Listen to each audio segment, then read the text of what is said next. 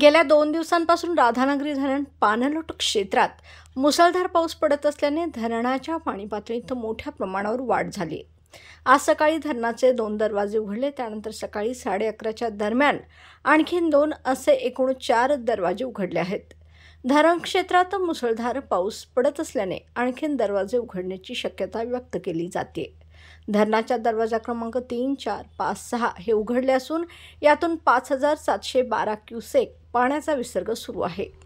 तर विद्युतगृहातून 1500 क्युसेक असा एकूण 7212 क्युसेक पाण्याचा विसर्ग भोगावती नदीपात्रात सुरू आहे. त्यामुळे नागरिकांनी सतर्क राहावे असे आवाहन पाटबंधारे विभागाकडून करण्यात आले. LLP IT कोल्हापूर ISO 9001:2015 नामांकित quality management system USA, UK, UAE आणि ऑस्ट्रेलिया या देशांसोबत आता कोल्हापुरातूनच मिळणार आहे काम करण्याची संधी. कोटियन IT कंपनी तुमच्यासाठी घेऊन येत आहे ही अनोखी संधी.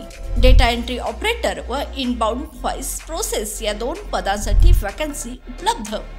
डे अँड नाईट या 2 शिफ्टमध्ये काम करण्याची संधी, शिवाय आकर्षक सॅलरी देखील. प्रथम येणाऱ्यास प्राधान्य तसेच स्पॉट ऑफर लेटर. तर आजच भेट द्या Kotian info technology LLP IT कंपनीला आणि तुमचा जॉब आजच निश्चित करा. अधिक माहितीसाठी संपर्क www.kotiyaninfotech.com. मातोश्री प्लाझा, फिनस कॉर्नर, 2nd फ्लोअर, कोल्हापूर. 8956911086.